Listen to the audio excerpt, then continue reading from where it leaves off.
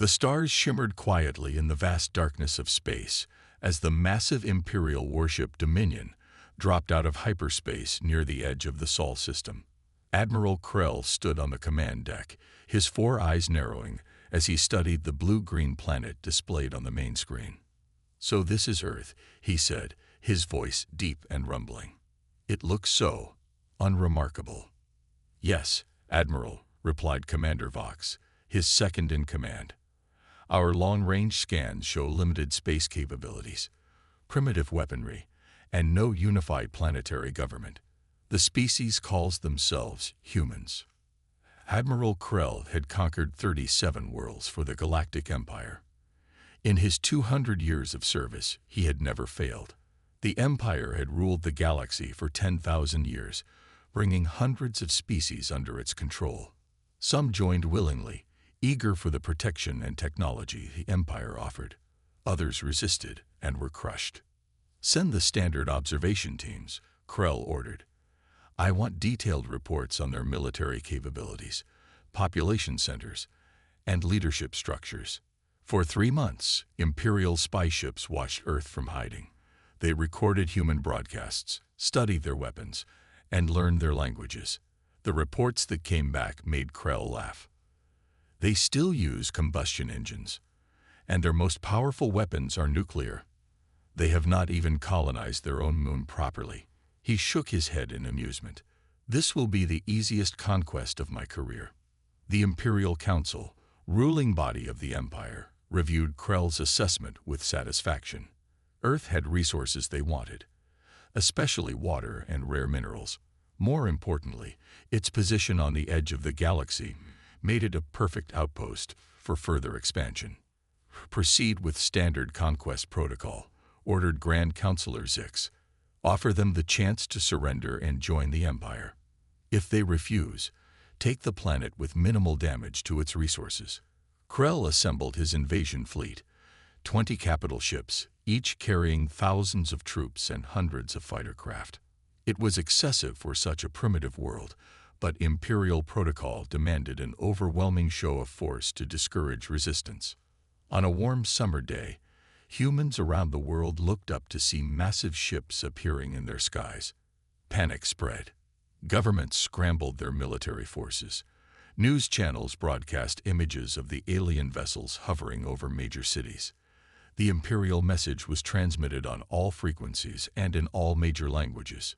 "People of Earth, we are the Galactic Empire, rulers of the known universe. Your planet has been selected for integration into our domain. Surrender your governments and resources to Imperial control. In return, you will receive Imperial protection and technology. Resistance will result in your subjugation by force. You have 1 Earth day to comply." World leaders gathered in an emergency United Nations session. Some argued for immediate surrender to save lives. Others insisted they must fight for freedom, no matter the cost. General James Miller of the United States stood before the assembly. "These aliens think we're weak because we don't have their technology. But they don't understand humans. We've been fighting each other for our entire history. War is in our blood." President Wilson of the African Union nodded in agreement. "If we surrender, we become slaves. If we fight and lose, at least we die free." As the deadline approached, Earth's answer came not from words but from action. When Imperial landing craft approached military bases for expected surrender ceremonies, they were met instead with every weapon humans could muster. Admiral Krell received the reports with disbelief. "They're actually fighting back with those primitive weapons." He laughed, but there was uncertainty in his voice. "No matter. Increase our forces. Show them the true power of the Empire." What Krell didn't realize was that in the face of an alien threat, humanity had done something unprecedented in its history. It had united. And while their technology might be primitive by Imperial standards, humans had something the Empire had forgotten after thousands of years of easy victories. They knew how to fight against impossible odds. The Imperial landing ships descended through Earth's atmosphere like metal meteors, their hulls glowing red-hot from the entry. Admiral Krell watched from the safety of his command ship as the first wave approached major military installations across the planet. "Begin transmission of surrender protocols," he ordered. "Let them see the futility of resistance." On Earth, General Miller stood in the underground command center of the newly formed Earth Defense Coalition. Representatives from every major military power crowded around screens showing the approaching alien crafts. "All units in position," reported Colonel Anna Reed, her face tense but determined. "Operation Welcome Party is ready to launch on your command." Miller nodded grimly. "They expect us to roll over and show our throats. Let's show them what happens when you corner a human." As the Imperial ships descended to their designated landing zones, they were met not with surrender parties but with a coordinated global counterattack. The humans had spent their brief warning period not preparing surrender terms, but pooling their military resources and setting traps. The first Imperial transport to land outside Moscow found itself surrounded by hidden artillery units. Before its doors could fully open, concentrated fire from multiple directions tore through its hull. In Beijing, experimental electromagnetic pulse weapons disabled the electronic systems of 3 landing craft, sending them crashing into empty fields. Similar scenes played out across the globe. In orbit, Admiral Krell's communications officer turned from his console with an expression of shock. "Admiral, we're losing contact with the landing parties. The humans are. They're fighting back." Krell slammed his fist on the armrest of his command chair. "Impossible. Their weapons shouldn't be able to damage our ships." "Sir, they've modified their nuclear weapons," the tactical officer reported. "They're detonating them at high altitude to create electromagnetic pulses targeting our systems, and they've concentrated their conventional weapons on the vulnerable points of our landing craft." What the Empire had failed to understand was that humans excelled at adaptation. While individually their weapons were indeed primitive, they had quickly analyzed the alien ships during their 3-day ultimatum and identified potential weaknesses. The planet's scientists had worked around the clock, modifying existing weapons to target these vulnerabilities. On the 3rd day of the invasion, the Empire suffered its first major defeat when humans launched a coordinated attack on an Imperial forward base established in the Australian outback. Using guerrilla tactics, combined special forces teams from 6 nations overwhelmed the Imperial defenders. Captain John Martinez led the assault team that captured the base's communication center. "We need their technology intact," he shouted to his team as they fought their way through corridors filled with alien defenders. "Take prisoners when possible." The successful raid provided humans with their first intact examples of Imperial technology, and more importantly, access to their computer systems. Within hours, Earth's best computer scientists were working to decode the alien data. In his flagship, Admiral Krell faced the unthinkable, a report of failure to the Imperial Council. "The humans are unexpectedly resourceful," he admitted, his voice heavy with shame. "They fight with a ferocity we have not encountered before. They sacrifice themselves willingly to inflict damage on our forces." Grand Counselor Zix's holographic image flickered with static. "This is unacceptable, Admiral. No primitive species has ever resisted Imperial might for this long. Increase your forces. Demonstrate our power. Destroy their major cities if necessary." But as Krell prepared to escalate the conflict, Earth launched its next surprise. Using information gleaned from the captured base, human forces targeted the Empire's communication satellites with hastily modified missiles. For the first time, the Imperial invasion force found itself partially blind and unable to coordinate effectively. "These humans," muttered Commander Vox as he surveyed the damage reports. "They don't fight like any species we've encountered. They don't retreat when outmatched. They adapt. They learn. They change tactics constantly." Admiral Krell stared at the blue planet below, a feeling he had never experienced before growing in his chest. It took him a moment to recognize it. It was fear. 6 months passed since the Imperial invasion began. What Admiral Krell had planned as a swift conquest had turned into a grinding war of attrition. The Empire controlled orbital space and had established several heavily fortified bases on Earth's surface, but they had failed to break human resistance. In the underground bunker that served as humanity's central command, General Miller studied a holographic display showing Imperial positions. The alien technology had been reverse-engineered from captured equipment, one of many technological leaps humans had made under the pressure of survival. The Imperial supply chain is their weakness, Miller said, pointing to lines connecting orbital stations to ground bases. Their reinforcements come through this wormhole gateway near Mars. If we could disrupt it. Dr. Helen Parker, head of the Earth Science Coalition, stepped forward. We've made a breakthrough. Using the captured Imperial engine, we've developed our first faster-than-light prototype. The room fell silent. Everyone understood what this meant. After months of defense, humans could finally take the fight to the enemy. "How many ships can we build with this technology?" asked Miller. "We've converted 10 of our space vessels," Dr. Parker replied. "They're small, but their size makes them harder to detect. We've also developed stealth shielding based on Imperial designs." Colonel Reed, now promoted to lead Earth's new Space Force, outlined the plan.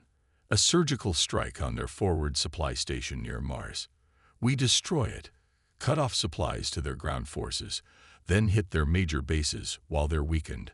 3 weeks later, 10 converted Earth ships slipped away from hidden bases on the dark side of the moon. Captain Tom Rogers commanded the lead vessel, the Defiance. Once a peaceful scientist, Rogers had lost his family when the Empire bombarded Boston.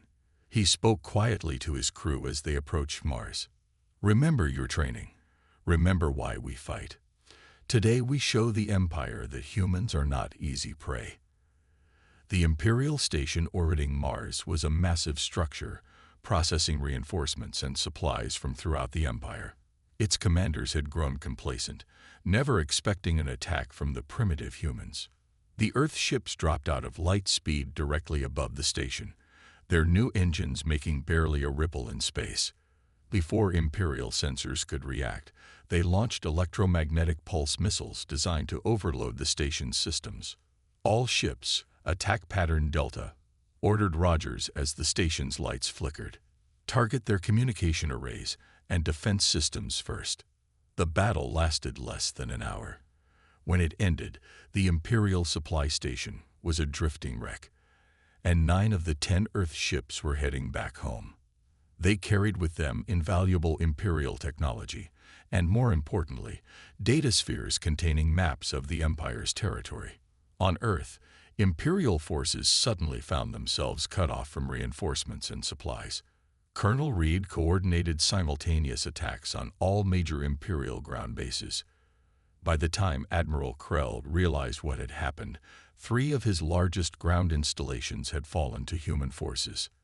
In the Imperial Council chamber, Grand Counselor Zix faced an unprecedented crisis. "How is this possible?" he demanded of the holographic image of Admiral Krell. "How have these primitives developed faster-than-light technology in mere months?" Krell's image flickered. "Counselor, we have severely underestimated these humans. They learn at an extraordinary rate. They take risks no rational species would consider. And they fight with a determination I have never witnessed." An elder counselor named Drav, who had served for 300 years, spoke gravely. "In all our history, we have conquered by overwhelming force and superior technology. But these humans, they're different. They adapt faster than we can respond." For the first time in 10,000 years, the Imperial Council faced a species that refused to be conquered, that fought back with unexpected skill, and that was rapidly closing the technological gap that had always ensured Imperial victory. As news of the human victory spread throughout the galaxy, something even more dangerous for the Empire began to happen. Other subjugated species watched and wondered. If humans could resist, perhaps they could too. The once mighty Empire had awakened not just an enemy, but an inspiration for rebellion. And on a dozen worlds throughout Imperial space, resistance fighters whispered a new word of hope. Earth. 1 year into the war, The Imperial Council gathered for an emergency session. The massive circular chamber, which had witnessed 10 millennia of imperial glory, now echoed with anxious murmurs. Grand Councilor Zix called the meeting to order, his usually confident voice strained. "We face an unprecedented situation," he began, activating a holographic display showing Earth and surrounding space. Red indicators marked areas now under human control. Those areas had grown alarmingly large. Imperial Science Director Mex approached the center of the chamber. The thin, pale alien's hands trembled slightly as he presented his findings. "We have completed our analysis of human evolution and psychology," he said. "Our results are disturbing." The hologram shifted to show human history, cave paintings, ancient battles, world wars, and finally, space exploration. Unlike other species we've encountered, humans evolved as both prey and predator, Mex explained. Their early ancestors were hunted, forcing them to develop intelligence as a survival mechanism. But they later became apex predators themselves. The council members shifted uncomfortably as Mex continued. This dual evolutionary path created a species with unique characteristics. They feel fear, but rather than paralyzing them, it often drives them to fight harder. They're extraordinarily adaptable, capable of surviving in environments from frozen tundra to scorching deserts. And most concerning, they appear to accelerate their development when under threat. Admiral Krell, summoned from the front lines, stepped forward. His once pristine uniform now bore battle marks, and his posture showed the weight of repeated defeats. "The science director's assessment matches my battlefield observations," he said grimly. "In just 1 year, humans have reverse-engineered our shield technology, improved upon our weapon systems, and developed tactics that exploit weaknesses we didn't know we had." Tactical displays showed the progression of human military technology. What had begun as primitive rockets and fighter jets had evolved into ships that could match Imperial vessels in combat. Their newest destroyer-class ships incorporated technology the Empire had developed over centuries. "Most worrying," Krell continued, "is their expansion. They've established bases on their moon, Mars, and 3 of Jupiter's moons. They're mining asteroids for materials and building shipyards in space. Their production capacity grows daily. In a hidden facility orbiting Jupiter, that growth was evident. Dr. Parker floated through the massive construction bay where hundreds of workers assembled Earth's newest warship class. The Avenger vessels combined human ingenuity with adapted Imperial technology. Reactor systems at 95% efficiency, reported Chief Engineer Rodriguez. That's 15% better than Imperial standards." Dr. Parker nodded with satisfaction. The Empire built their technology on traditions thousands of years old. They stopped innovating. We're not bound by their limitations. Back in the Imperial Council chamber, the mood had grown somber as reports continued to detail human advances. "They've made contact with the Rigelian rebels," reported Intelligence Director Vera. 3 former Imperial colony worlds have declared support for Earth. The humans are sharing technology and tactical information with them. This news sent a wave of genuine fear through the chamber.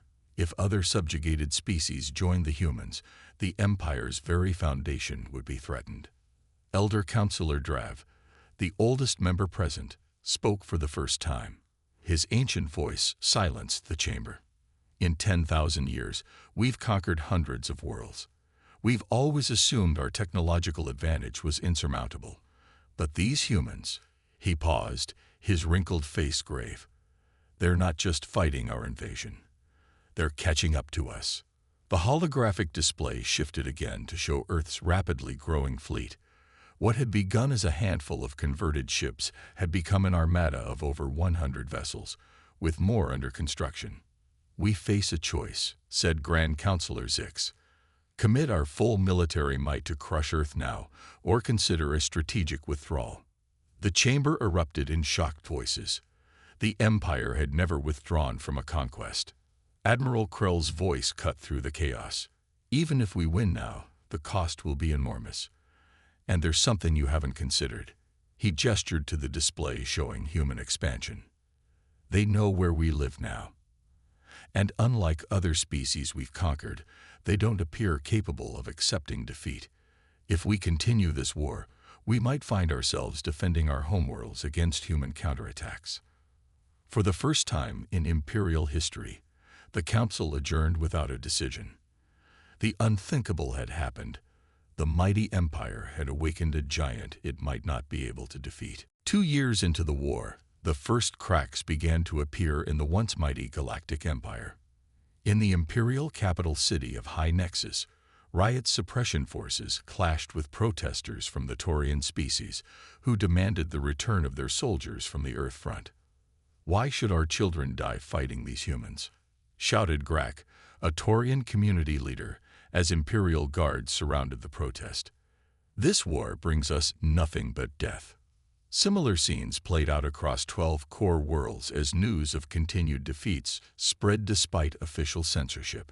The Empire, which had maintained control through overwhelming power and fear for 10,000 years, faced something it had never prepared for: open rebellion from within. In the Imperial Council chamber, the division was just as evident. "We must commit our reserve fleets and crush Earth once and for all," demanded War Minister Dox, pounding his fist on the ancient stone table. "Another 300 ships would overwhelm their defenses and leave our core worlds defenseless against growing unrest," countered Minister Lana, representing the civilian administration. "The Centauri and Proxima sectors are already in open revolt. The Andorian mining guilds have stopped production. We face collapse from within while chasing victory against the humans." Grand Counselor Zix looked older than he had just months before, the strain of leading a failing empire etched into his face. "What of our diplomatic initiatives?" he asked, turning to Foreign Minister Trell. Trell's expression was grim. "The humans have rejected our peace offers 3 times. They demand not only that we withdraw from Earth, but that we grant independence to 37 worlds that support their cause. They even call themselves the Freedom Alliance now." In Earth's new military headquarters beneath the Rocky Mountains, General Miller studied reports from their intelligence network that now spanned 40 star systems.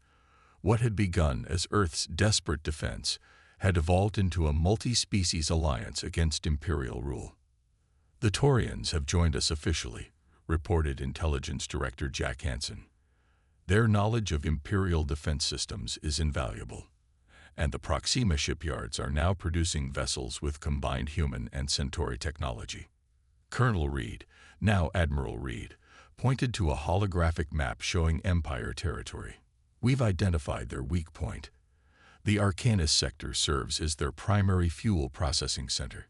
If we take it, half their fleet will be grounded within months." "What about the civilians in that sector?" asked Miller.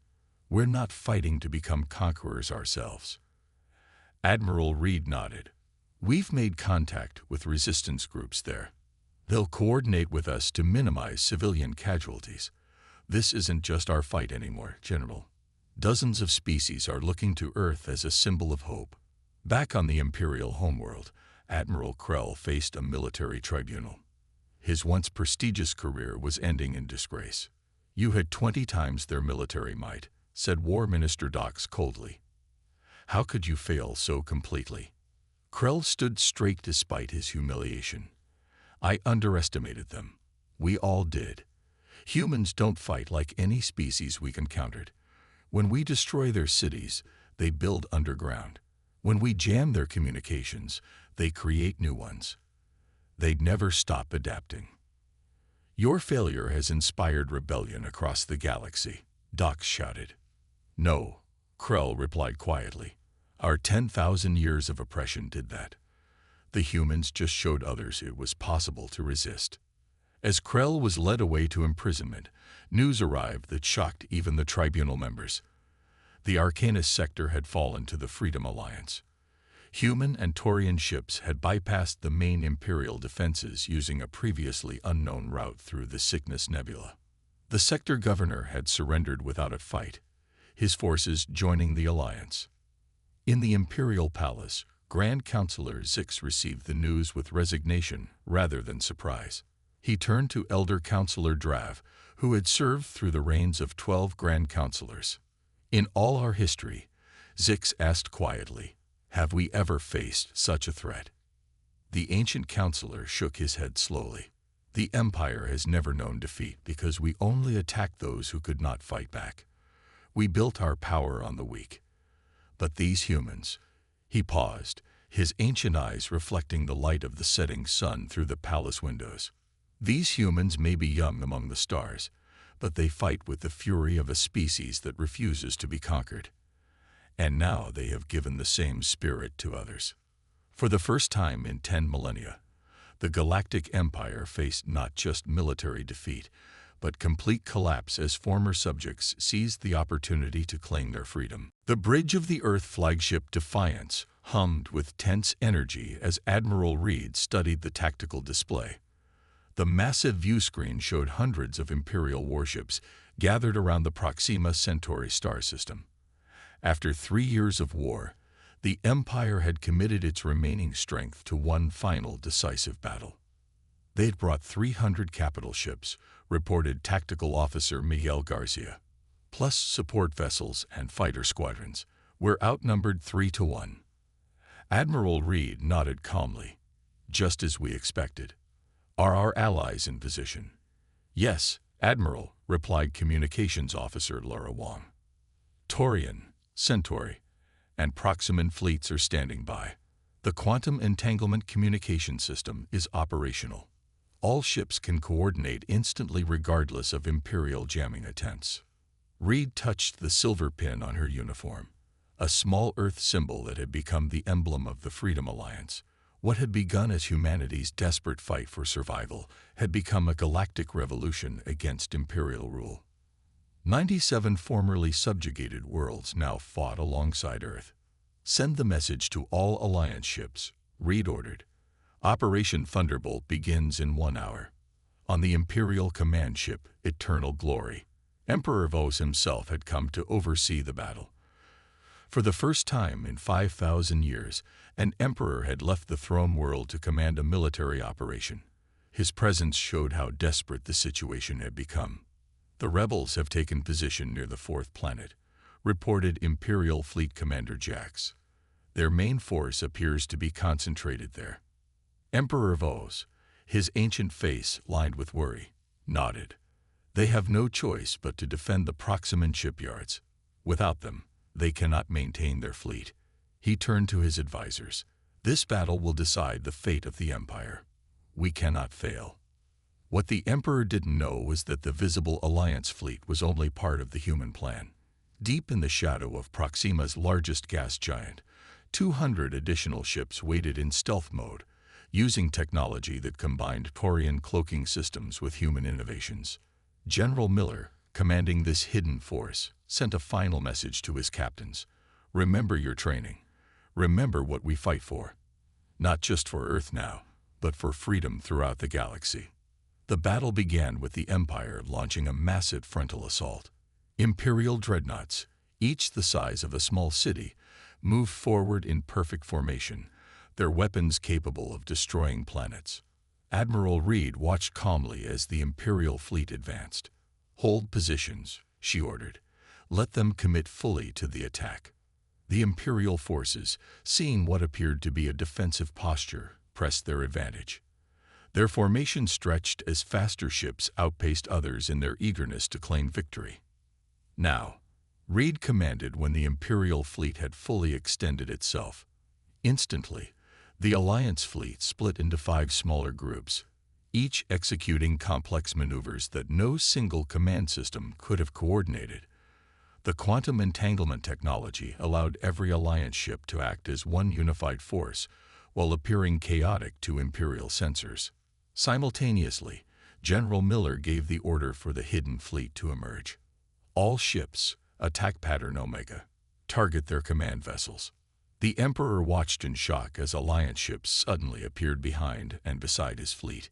Impossible. Where did they come from? Fleet Commander Jax's face paled. Sire, they're using some kind of coordinated attack strategy. Our ships can't predict their movements. They're targeting our command and control systems specifically. For 3 days, the battle raged across the Proxima system. Imperial numbers and firepower clashed against Alliance coordination and adaptability. Losses mounted on both sides as destroyed ships became drifting debris fields around the embattled planets. On the 3rd day, Admiral Reed identified her opportunity. The Emperor's command ship had been forced to move to a more vulnerable position after its escort vessels were destroyed. "All available ships, focus fire on the eternal glory," she ordered. "This ends today." 20 Alliance vessels converged on the Imperial flagship, their weapons piercing its powerful shields through concentrated fire. As systems failed throughout the massive ship, Emperor Vos faced the unthinkable. "Send the message," he commanded, his voice hollow with defeat. "We request terms of surrender." Throughout Alliance ships, cheers erupted as the message was received. On the Defiance, Admiral Reed allowed herself a small smile before responding. "Imperial Command, this is Admiral Anna Reed of the Freedom Alliance. We accept your surrender. The war is over." As the firing stopped, an eerie silence fell across space where moments before destruction had reigned. Humanity had achieved what no species had done in 10,000 years. They had defeated the Galactic Empire. 1 year after the Battle of Proxima Centauri, representatives from 153 species gathered in the newly constructed Unity Hall on Earth. The massive circular building, with its transparent dome showing the stars above, had been designed to accommodate beings of all shapes, sizes, and environmental needs. General Miller, now serving as Earth's representative to the newly formed Galactic Council, looked out over the assembled delegates with a sense of wonder. Just 4 years ago, humanity had been alone in the universe, unaware of the vast galactic civilization beyond their solar system. Now they stood at the center of the greatest political transformation in galactic history. "This meeting of the First Galactic Council is now in session," announced Chairperson Nara, a Taurian whose resistance movement had been among the first to ally with humans. "Today we sign the Galactic Concordat, establishing our new shared governance." At a table in the center of the hall sat the most unlikely group. Admiral Reed representing Earth, former Imperial Admiral Krell who had been freed from prison to represent the reformed Imperial worlds, and representatives from 5 other major species. Together, they would form the initial Executive Council. 4 years ago, the Empire came to conquer Earth, Miller said, addressing the assembly. They expected an easy victory against what they called a primitive species. Instead, they found that humans possess something special, not superior technology or numbers, but an unbreakable will to be free. Murmurs of agreement spread through the hall. Many of the delegates had fought alongside humans in the war that had liberated their own worlds. "But today is not about celebrating victory," Miller continued. "It's about ensuring that no species ever again dominates others through force. The Galactic Concordat establishes equal rights for all sentient beings, free trade between worlds, and mutual defense against any who would threaten our shared peace." In the audience, Dr. Parker watched with pride. The woman who had helped develop Earth's first faster-than-light ships now headed the new Galactic Science Exchange, where knowledge from all species would be shared openly. "The humans could have demanded revenge," whispered a Centauri delegate to his neighbor. "They could have established themselves as the new empire. Instead, they created this council where even their former enemies have equal voice." At a table near the back sat former Emperor Vos, now simply the representative of the Imperial homeworld. The once mighty ruler had aged dramatically in the years since his surrender. Beside him sat his young aide, who leaned in to whisper a question. "Why did you agree to attend? They defeated you." Vos watched the proceedings with tired eyes. "Because I needed to understand," he replied quietly. "For 10,000 years, we conquered without resistance. What made these humans different?" "And have you found your answer?" the aide asked. "I believe so," Vos said, looking at the human delegates. "The Empire grew through fear. We crushed resistance, took what we wanted, and moved on. But the humans, they fight for something stronger than fear. They fight for freedom, not just their own, but for others. As the formal signing of the Concordat began, Admiral Krell approached Admiral Reed. The two former enemies regarded each other silently before Krell spoke. "When I first saw your planet, I thought conquering it would be the easiest mission of my career," he said. "I never imagined it would lead to the fall of an empire that had stood for 10,000 years." Reed smiled slightly. "We didn't want war. We just wanted to be left alone. That is the greatest lesson the galaxy has learned," Krell replied solemnly. "If you value your civilization, never start a war with humans. They do not know how to surrender." As night fell over Unity Hall, the newly formed Galactic Council celebrated the dawn of a new era. Humans mingled with beings from worlds thousands of light years distant, sharing stories, food, and hopes for the future.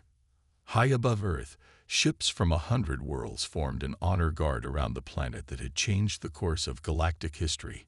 Where once there had been an empire built on conquest and subjugation, now stood an alliance founded on the simple, powerful human idea that all beings deserve to be free. And throughout the galaxy, a new saying spread among space travelers, a warning passed from ship to ship: if you value peace, treat humans with respect, for they alone taught the stars that freedom is worth any cost.